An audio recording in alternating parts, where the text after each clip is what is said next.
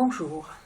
Alors je vous propose donc de revoir ce chapitre sur la chimie du vivant, ce premier chapitre, cette première partie sur la chimie du vivant, de façon relaxée. Donc pour cela, vous pouvez tout simplement, après avoir pris conscience de l'environnement autour de vous, peut-être que vous pouvez fermer les yeux ou simplement fixer un point sur le sol, par exemple. En tout cas, si vos yeux sont fermés, je vais vous proposer d'être plus à l'écoute justement de vos ressentis, peut-être les ressentis des appuis de votre corps dans la position dans laquelle il est. Vous pouvez prendre conscience des appuis de vos pieds, puis vous remontez doucement le long des jambes, les appuis plus largement de vos deux jambes, les appuis de votre bassin, les appuis de l'ensemble de la région du tronc, donc du bassin jusqu'aux épaules. Vous prenez conscience de tous ces points d'appui. Et enfin, depuis les épaules, vous allez glisser le long de vos bras et prendre conscience des appuis de vos bras sur le support sur lequel vous êtes, les appuis du premier segment des bras, des coudes, des avant-bras, des poignets, de vos mains également. Donc vous prenez conscience de ces points d'appui, les appuis de vos mains, de l'ensemble de vos bras. Et vous vous dirigez à présent vers la région de votre cou et de votre tête. Et vous accueillez les appuis qui existent dans cette région, si toutefois cette partie de votre corps est en appui. Donc vous venez en tout cas de prendre conscience de l'ensemble de vos appuis,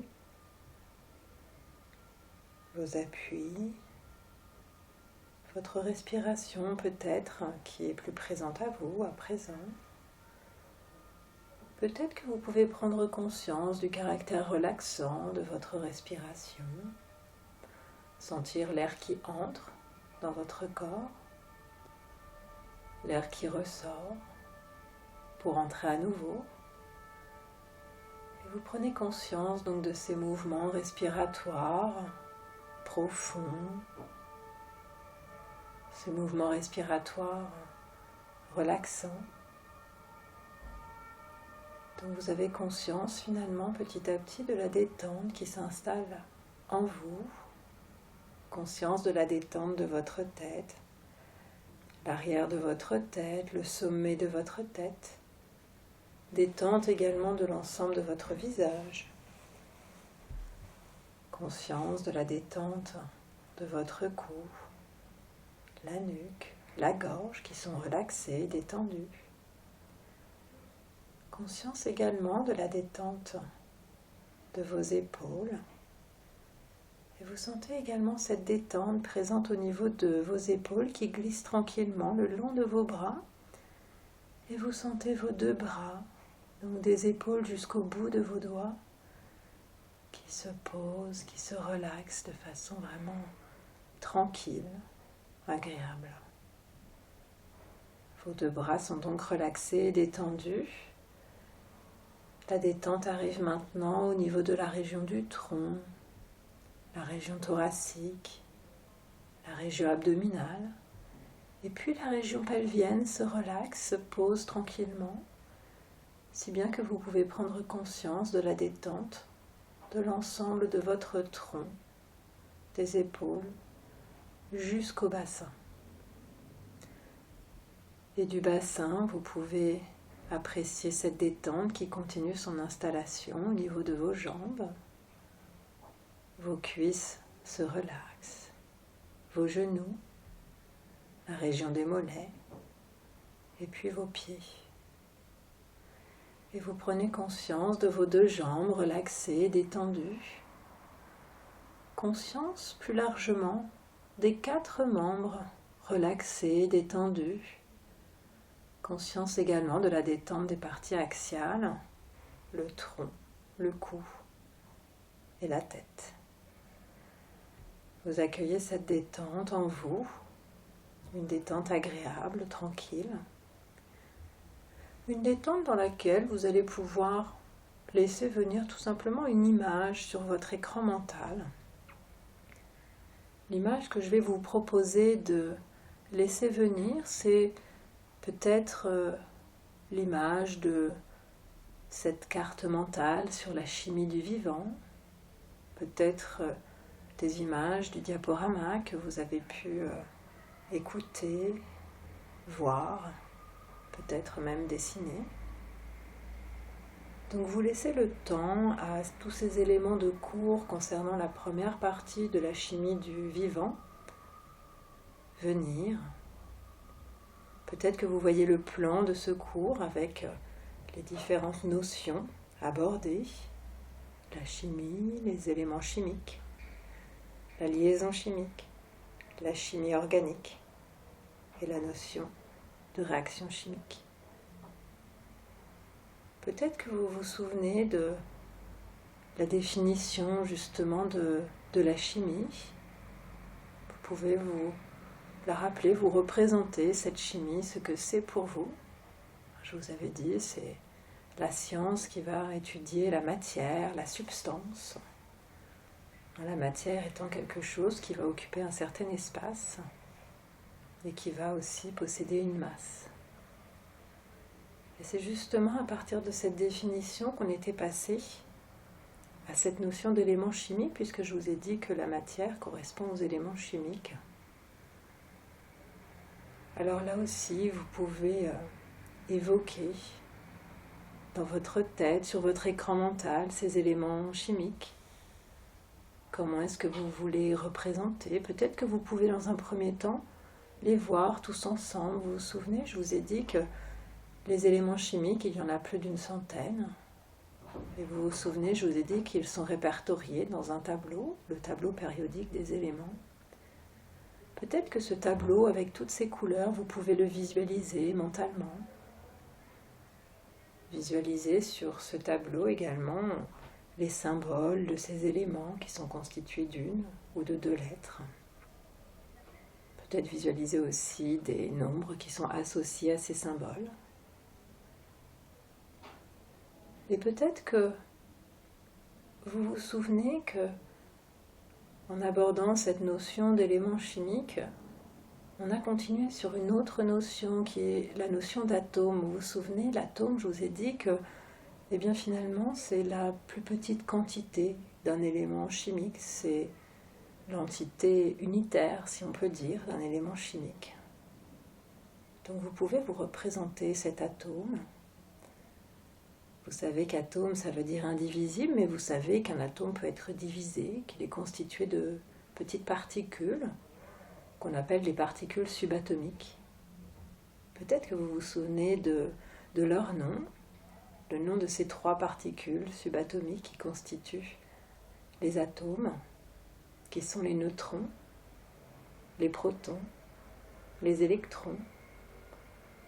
Les neutrons, comme leur nom l'indique, qui sont neutres électriquement. Les protons, qui portent une charge élémentaire positive. Neutrons et protons qui ont aussi en commun d'avoir une certaine masse, qui ont aussi un nom en commun puisque les neutrons et les protons, ils sont qualifiés de nucléons, ils forment le noyau des atomes. Vous pouvez peut-être vous représenter ce noyau, voir les protons et les neutrons qui constituent ce noyau. Et puis enfin, vous pouvez voir le troisième type de particules subatomiques, les électrons qui, eux, portent une charge élémentaire négative et dont la masse est négligeable. Vous pouvez aussi vous souvenir qu'un atome va être constitué finalement de protons qui vont être équilibrés par des électrons. Il y aura donc le même nombre de protons et d'électrons de façon à ce que finalement l'atome soit électriquement neutre. Vous pouvez visualiser aussi cette dimension, peut-être voir les protons dans le noyau avec leur charge positive, et puis autour du noyau, les électrons avec leur charge négative qui compensent exactement les charges positives portées par les protons du noyau. Et puis justement, vous dites que il y avait quelque chose d'important au sujet des protons.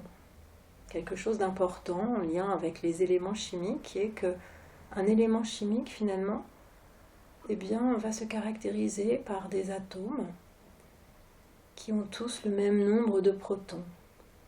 Et ce nombre de protons, il peut être résumé par un numéro qu'on appelle le numéro atomique. Vous pouvez voir ce numéro atomique.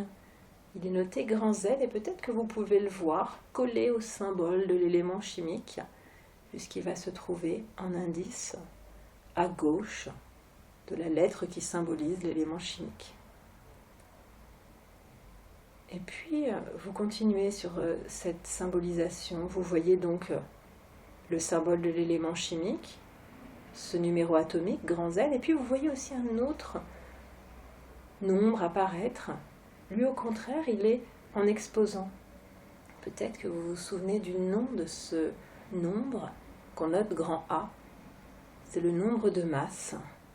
Donc vous pouvez le visualiser et peut-être que vous vous souvenez aussi de ce que nous avions dit, c'est que si on reprend ce qui vient d'être évoqué, donc tous les atomes d'un même élément vont avoir le même nombre de protons, le même numéro atomique, et le nombre de neutrons.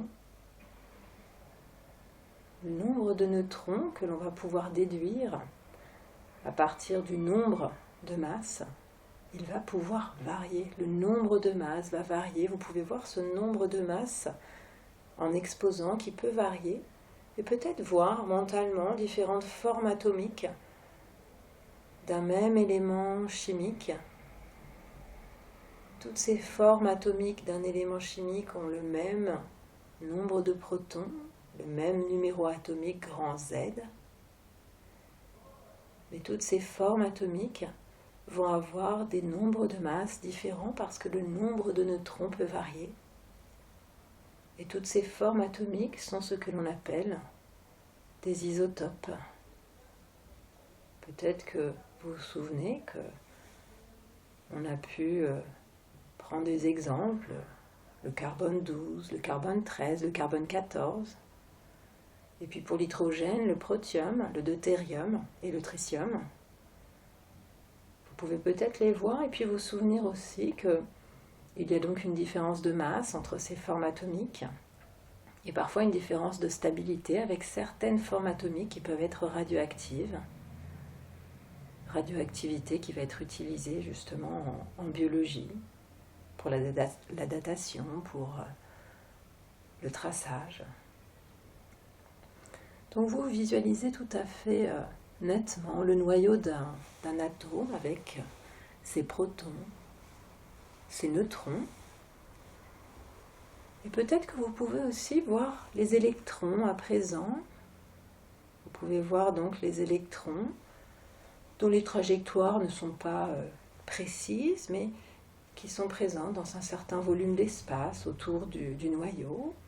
Certains sont proches, ils ont peu d'énergie, ils sont assez stables. Vous pouvez voir ces électrons proches du noyau qui ont peu d'énergie, et parce qu'ils ont peu d'énergie, ils sont assez stables. Et à contrario, vous pouvez aussi voir d'autres électrons beaucoup plus loin du noyau qui, eux, vont avoir beaucoup plus d'énergie et vont du coup être aussi beaucoup moins stables. Peut-être que vous vous souvenez que ces électrons, selon qu'ils sont proches ou loin du noyau, en fait, se trouvent sur des couches qu'on appelle des couches électroniques. Et les éléments vont avoir un nombre plus ou moins grand de couches électroniques. Peut-être que vous pouvez les revoir justement dans le tableau périodique des éléments. Vous vous souvenez, on l'avait revu sur une diapositive, mais cette fois-ci, non pas avec des symboles, pas de symboles correspondant à des lettres, mais plutôt des représentations, des dessins avec le noyau et puis des cercles concentrés qui symbolisent ces couches électroniques. peut-être que vous pouvez voir ces couches électroniques sur lesquelles se trouvent les électrons. Vous vous souvenez, ils ont des formes, en fait, elles ont des formes plus complexes, ces couches électroniques, puisqu'elles sont subdivisées en sous-couches, qu'on appelle des orbitales, mais peu importe. Surtout, vous voyez donc ces électrons qui sont sur les différentes couches électroniques, qui vont chacune accueillir un nombre défini d'électrons. La première couche électronique peut en accueillir 2, la deuxième peut en accueillir 8, et ainsi de suite pour les différentes couches électroniques. Et puis vous vous souvenez d'une chose, peut-être que vous vous souvenez que ce qui est important, quand on regarde justement toutes ces couches électroniques, donc symbolisées par ces cercles concentriques, peut-être que vous vous souvenez que ce qui est important, c'est de regarder la dernière couche électronique, la couche la plus externe, où se trouvent les électrons de valence, tout simplement parce qu'elle va renseigner sur les comportements chimiques des électrons. Vous vous souvenez, quand cette dernière couche électronique est complète, eh bien, les éléments sont assez stables, on les trouve tous dans la dernière colonne du tableau périodique. Par contre, tous les autres éléments qui figurent dans les autres colonnes, eh bien, eux, ils n'ont pas cette inertie chimique, ils ne sont pas inertes chimiquement, ils vont pouvoir réagir, et réagir, ça veut dire qu'ils vont pouvoir, en fait, tout simplement interagir avec d'autres atomes. Peut-être que vous pouvez visualiser cette interaction entre les différents atomes. Commencez à la voir, parce qu'en fait, les atomes vont chercher à remplir leur couche électronique. Ils vont donc se débrouiller pour collaborer, pour s'entendre ensemble. Ils vont mettre tout simplement en commun leurs électrons, de façon à compléter cette dernière couche électronique. Alors justement, vous pouvez peut-être commencer à voir ces atomes qui se partagent des électrons, vous souvenir des différentes liaisons chimiques, les différentes liaisons chimiques qui existent, à commencer par la liaison covalente. Peut-être que vous pouvez voir des atomes qui s'associent ensemble. Lorsqu'ils s'associent ensemble, ils forment des molécules. Peut-être que vous pouvez voir des atomes d'hydrogène qui s'associent ensemble et forment une liaison covalente simple. Mais pourquoi pas aussi des atomes d'hydrogène qui interagissent avec un atome de carbone, qui forment là aussi des liaisons simples. Peut-être que vous pouvez aussi voir des liaisons doubles.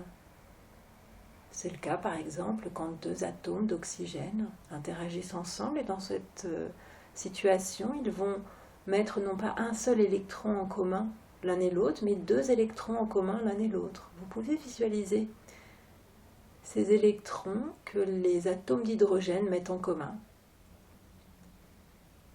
et la liaison covalente double qui se constitue. Et puis en changeant d'atome, en passant à l'azote, vous pouvez voir donc cette fois-ci une mise en commun de 3 électrons par les 2 atomes d'azote qui se lancent dans une collaboration. Et vous pouvez voir se former une liaison covalente triple. Peut-être que vous pouvez voir les molécules que je vous ai présentées sur le diaporama. Peut-être que vous vous souvenez aussi des notions de formules moléculaires ou formules brutes. Peut-être aussi les notions de formules développées. Vous pouvez revoir donc ces éléments, les formules brutes et les formules développées. Et puis vous pouvez quitter ces liaisons covalentes pour passer aux liaisons ioniques. En fait, vous vous souvenez peut-être que quand 2 atomes collaborent l'un avec l'autre, eh bien, parfois la collaboration est équilibrée puisque les atomes ne vont pas tirer plus l'un ou l'autre sur les électrons. mais parfois les liaisons peuvent être déséquilibrées. Et ce déséquilibre peut faire que un électron peut être arraché à un atome, qui du coup perd un électron, tandis qu'un autre atome en gagne un.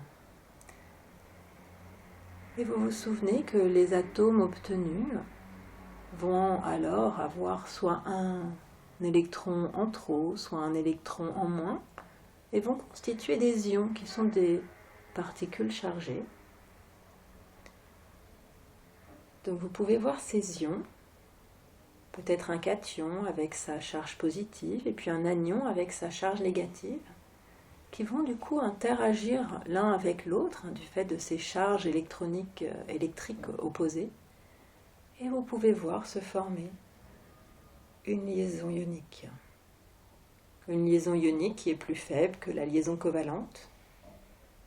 Et vous vous souvenez aussi que pour les liaisons covalentes, il y a des liaisons covalentes tout à fait équilibrées qu'on va qualifier de non polaires. Et puis des liaisons covalentes légèrement déséquilibrées qu'on va qualifier de polaires, qui vont faire que les molécules vont avoir des pôles, c'est pour ça qu'on utilise le mot polaire, lié à l'apparition de pôles sur la molécule, avec un pôle positif et puis un pôle négatif sur les molécules. Et cette remarque permet justement d'aborder la notion de liaison hydrogène, vous vous souvenez ? Cette liaison qui existe entre un hydrogène, comme son nom l'indique, et puis un oxygène ou un azote, le plus souvent. Peut-être que vous vous souvenez de l'exemple que je vous ai proposé pour aborder cette notion de liaison hydrogène. L'exemple de la molécule d'eau, vous pouvez la voir, cette molécule d'eau avec sa forme un petit peu particulière, avec cet angle de 104 degrés entre l'oxygène et puis les deux atomes d'hydrogène. Dans cette molécule d'eau dont la formule est H2O. Et ce que je vous avais dit, c'est que justement les liaisons covalentes entre l'oxygène et l'hydrogène dans la molécule d'eau sont des liaisons qui sont polaires parce que l'oxygène tire davantage sur les électrons que les hydrogènes. Ça veut dire que les électrons passent plus de temps près de l'oxygène plutôt que les hydrogènes. Et la molécule va avoir un pôle plus qui va se constituer et puis un pôle moins. Le pôle moins correspond à l'endroit où se trouve l'oxygène, le pôle plus à l'endroit où se trouvent les hydrogènes. Donc vous visualisez une molécule d'eau comme un dipôle avec ces deux pôles, plus et moins. Peut-être que vous pouvez imaginer d'autres molécules d'eau autour et voir l'interaction justement qui existe entre ces molécules d'eau qui vont constituer justement ces fameuses liaisons qu'on appelle liaisons hydrogènes. Donc vous voyez ces liaisons hydrogènes. Et puis, vous vous souvenez qu'il y avait encore d'autres types de liaisons, des liaisons faibles, certaines qu'on appelle des liaisons, plus exactement des interactions de Van der Waals, qui sont assez faibles, mais qui, lorsqu'elles sont nombreuses, peuvent être à l'origine d'une certaine cohésion entre des molécules. Et puis, vous vous souvenez qu'il y avait une autre interaction, l'interaction hydrophobe, que l'on observe pour des molécules hydrophobes, c'est-à-dire des molécules qui n'aiment pas l'eau quand elles sont justement placées dans de l'eau. À ce moment-là, l'eau les rejette et elles se retrouvent ensemble. Vous pouvez les voir, toutes ces molécules, ensemble. Il n'y a pas réellement d'interaction hydrophobe, mais plutôt elles sont regroupées par les molécules d'eau qui les entourent et vous pouvez les voir toutes ensemble. Et puis vous pouvez continuer à visualiser ces liaisons chimiques. Et en visualisant ces liaisons chimiques, peut-être que vous vous souvenez qu'après avoir abordé cette notion, nous avions glissé sur la notion de chimie organique. Je vous avais dit, c'est de la branche de la chimie qui s'intéresse aux molécules qui contiennent du carbone. Ce carbone qui peut établir 4 liaisons covalentes, simples, doubles ou triples, avec tout un tas d'éléments, l'hydrogène, l'oxygène, l'azote, le soufre, le phosphore, qui sont les principaux éléments qui constituent le vivant. Chon, c'est H-O-N, et puis S-P, carbone, hydrogène, oxygène, azote, soufre et phosphore. Vous pouvez donc voir ce carbone, peut-être avec son symbole, la lettre C. Ce carbone avec ces 4 liaisons covalentes qu'il peut établir. 4 liaisons qu'il va établir aussi en 3 dimensions, puisque vous vous souvenez, je vous avais aussi parlé d'une forme particulière, une forme 3D qui est le tétraèdre, et je vous avais dit que les liaisons covalentes établies par un carbone pointent justement vers les sommets d'un tétraèdre imaginaire. Et puis vous pouvez voir justement des molécules faites de carbone avec des carbones qui se donnent la main les uns aux autres et qui constituent des chaînes de carbone, des chaînes carbonées, des squelettes carbonés qui donnent l'architecture aux molécules. Ces squelettes pouvant être linéaires, ramifiés, au contraire circulaires, cycliques dans ce cas. Vous pouvez les observer. Tous ces carbones qui constituent justement ces molécules dites organiques. Organiques parce que, je vous le rappelle, on a longtemps pensé que seuls les organismes pouvaient les produire. Alors vous voyez donc tous ces éléments. Peut-être aussi que vous pouvez visualiser une molécule et visualiser sa formule brute. Peut-être que justement vous repensez au fait que la formule brute donne des informations, elle permet de savoir quels sont les atomes qui constituent la molécule, de connaître leur nombre. Mais vous vous souvenez que parfois, la formule brute peut cacher des formes de molécules différentes qu'on appelle des isomères. Vous vous souvenez des isomères, de l'isomérie de structure ou de constitution, par exemple quand la formule brute est la même, mais que dans les formules développées, eh bien, on constate que les molécules sont tout à fait différentes, peut-être l'une avec un squelette carboné linéaire et une autre avec un squelette carboné ramifié. Vous pensez aussi à l'isomérie géométrique et ces diastéréoisomères, quand il y a justement des liaisons doubles entre carbones, donc, et que les groupements, les éléments auxquels les carbones de la liaison double donnent la main, se répartissent de façon particulière autour de cette liaison double, avec deux nomenclatures, cis trans et puis ZE.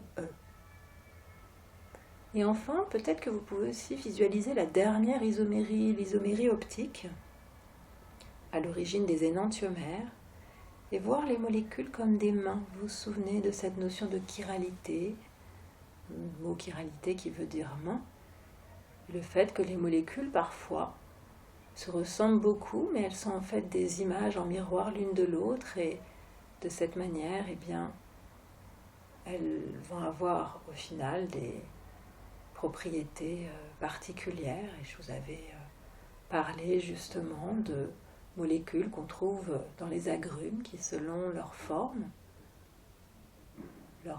L ou D, R ou S, c'est la nomenclature, eh bien, peuvent générer la perception d'une certaine odeur ou d'une autre odeur.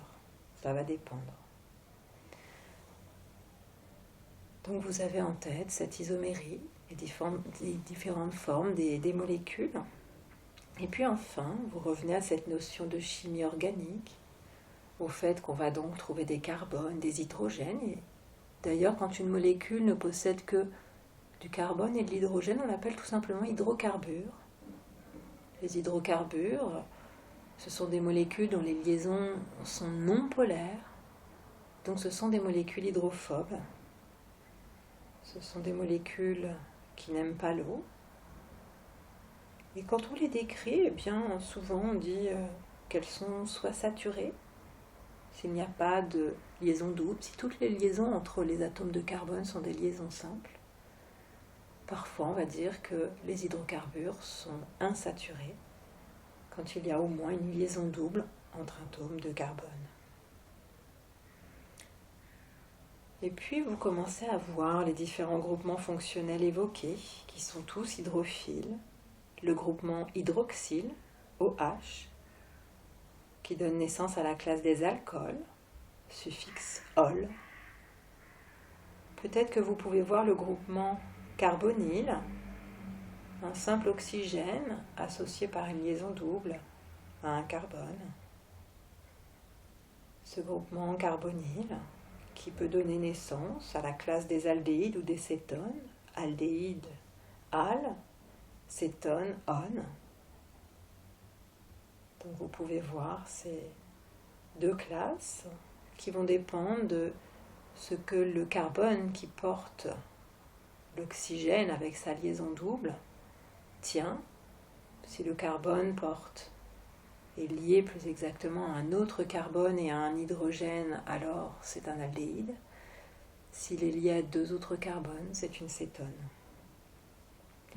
Autre groupement, le groupement carboxyle, COOH, qui constitue la classe des acides carboxyliques de suffixe -ique, avec un mot avant qui est le mot acide. Les acides carboxyliques, vous vous souvenez aussi, ils sont souvent sous une forme ionisée. Vous pouvez peut-être visualiser le groupement sous la forme non pas COOH, mais COO-. Et puis vous continuez ce panorama des groupements fonctionnels avec le groupement amine, NH2. Pour les nommer, ces molécules qui portent ce groupement et qui s'appellent des amines, on peut utiliser tout simplement le suffixe amine ou le préfixe amino. Peut-être que là aussi, vous pouvez voir ce groupement sous sa forme ionisée qu'on rencontre fréquemment en fait, sous cette forme chez les êtres vivants. Dans ce cas-là, vous pouvez le visualiser sous sa forme NH3+. Et puis vous visualisez le groupement sulfhydryl SH avec un atome de soufre qui donne naissance à une molécule qu'on va appeler un thiol et qu'on va nommer en utilisant le suffixe thiol ou le préfixe sulfanyle.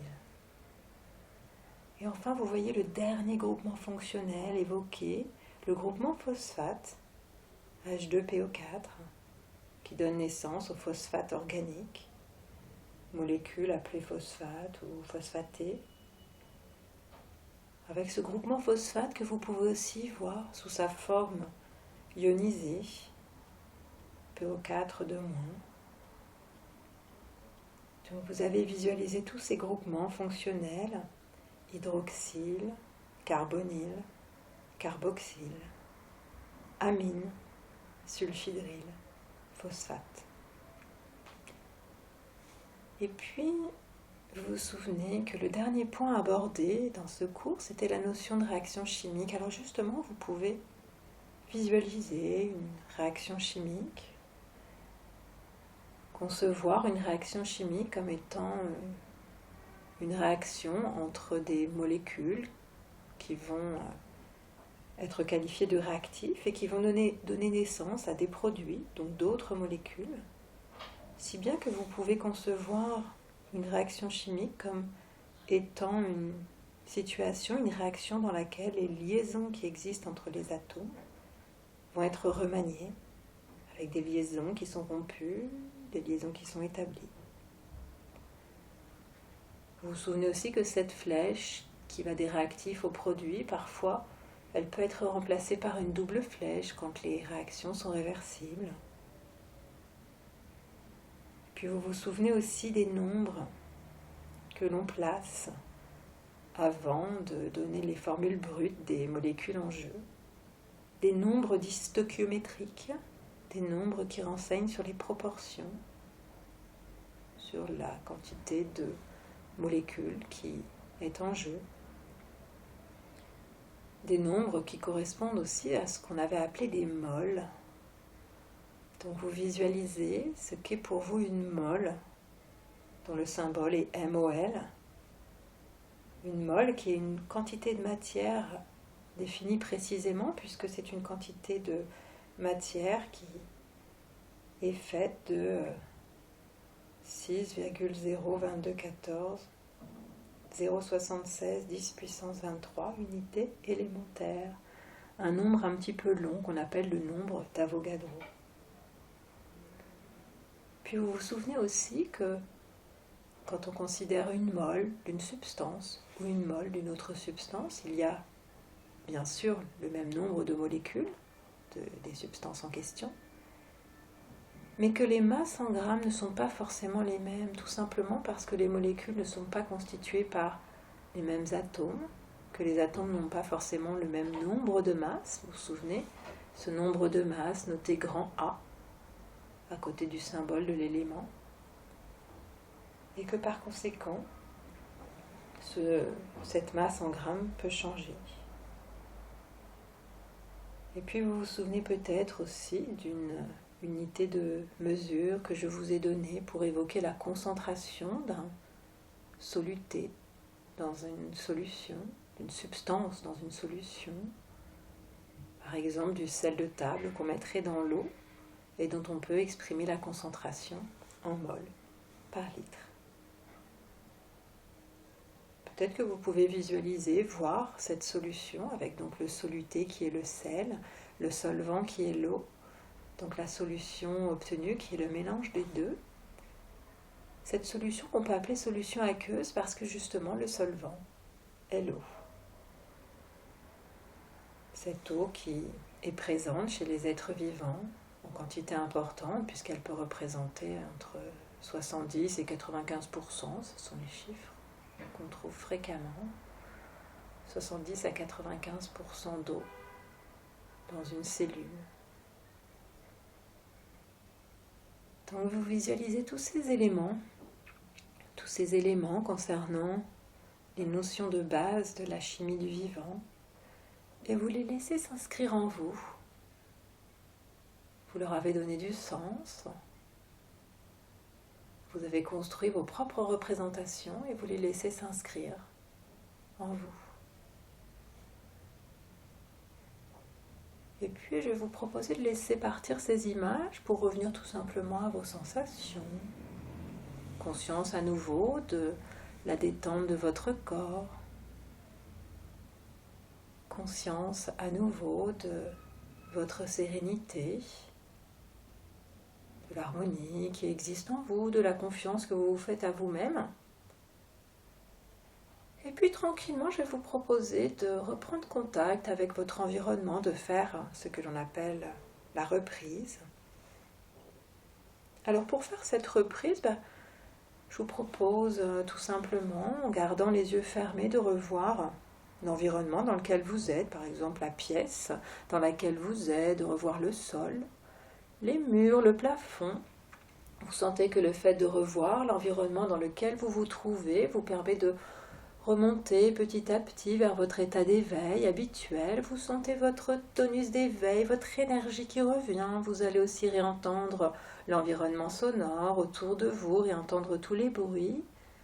Ça aussi, ça vous permet de faire cette reprise, de retrouver petit à petit votre état d'éveil.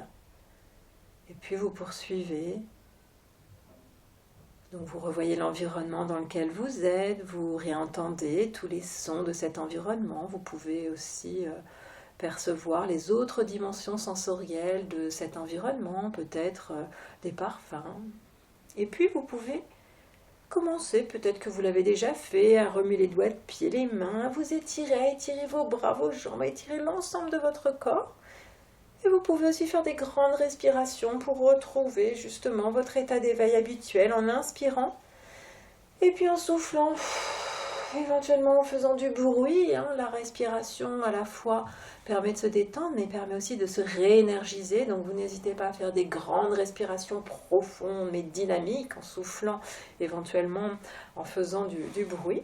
Et puis bien sûr, quand vous le souhaiterez, vous pourrez réouvrir les yeux tranquillement et prendre le temps qu'il vous faut pour vous asseoir, vous lever et pour reprendre vos activités habituelles.